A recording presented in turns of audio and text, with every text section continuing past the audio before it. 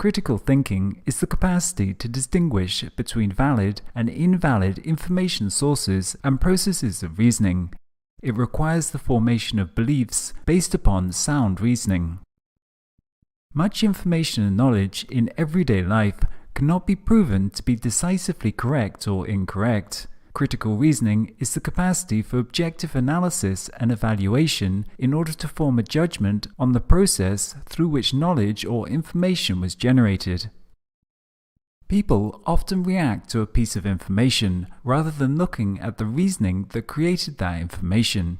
Critical thinking is about evaluating the process used to derive some piece of knowledge or information, rather than simply assessing the end product. Critical thinking involves suspending reactions to a phenomena and looking at the process of reasoning and evidence that created that piece of information. Evaluating a piece of information based upon the process of inference that generated it requires that one can subject oneself and others to reason rather than emotional reaction and preconceived bias towards certain conclusions. Critical thinking consists of both a conceptual skill set and a personal attitude. One must have both the thinking skills to evaluate evidence and processes of inference, but also have the will to subject oneself to the conclusions of those inferences. This involves trust in reason and a willingness to reconsider one's position or adjust one's beliefs and actions according to that which is derived from the most solid foundations of reason or empirical data.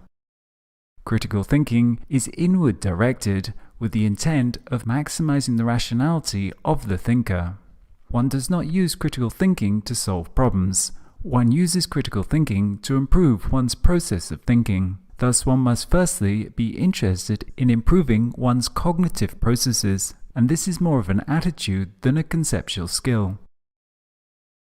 These dispositions that enable critical thinking, and which can be seen as attitudes or habits of mind, include open and fair-mindedness, inquisitiveness, flexibility, a propensity to seek reason, a desire to be well informed, and a respect for and willingness to entertain diverse viewpoints. Individuals must want to identify limitations in their reasoning and assumptions, to seek out knowledge and evidence that is objective even if it refutes their own firmly held beliefs. A critical thinker has to be able to not only identify flaws in their own reasoning, but also adapt their behavior and beliefs to that. The relationship between critical thinking skills and critical thinking dispositions is an empirical question. Some people have both in abundance. Some have skills but not the disposition to use them. Some are disposed but lack strong skills, and some have neither. Critical thinking requires a balance in judgment. Balanced judgment means maintaining different perspectives and inputs to the situation.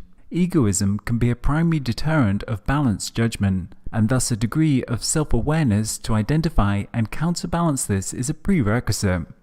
Willingness to imagine or to remain open to considering alternative perspectives. Willingness to integrate new or revised perspectives into one's way of thinking and acting, and willingness to foster criticality in others. Critical thinking requires an acceptance that what one considers as knowledge must be testable and explainable to be worthy of being accepted as in being any way objective knowledge.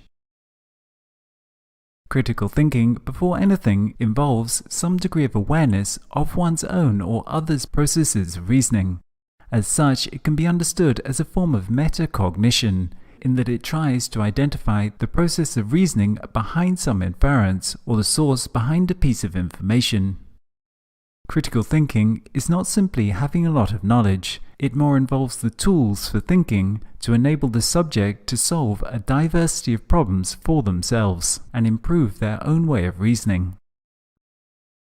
Critical thinking involves a number of skills including observation, interpretation, analysis, inference, evaluation, explanation, and metacognition.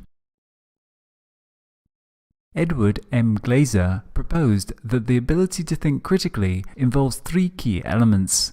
an attitude of being disposed to consider in a thoughtful way the problems and subjects that come into one's range of experiences, knowledge of the methods of logical inquiry and reasoning, and some skill in applying those methods.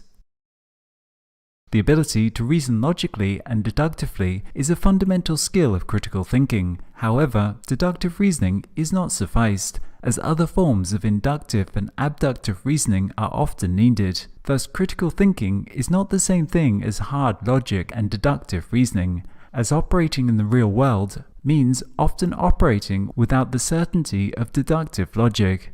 As well as understanding the basics of deductive logical reasoning, critical thinking often involves the effective usage of inductive, abductive, and analogical reasoning.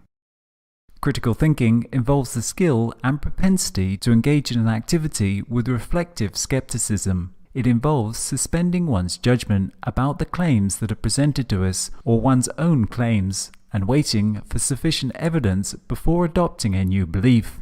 Firstly, examining the reasoning, assumptions, and bias behind a position. The reasoning behind a proposition should be based on sound logic. The degree of validity ascribed to a statement should not be determined by the emotion that accompanies them or their popularity. Ideas do not become more valid simply because more people ascribe to them. Thus, even in the face of popular beliefs, skepticism is required until appropriate evidence is found. A critical thinker can handle uncertainty, prefers to be aware of their areas of ignorance, and can wait for valid inference before drawing conclusions.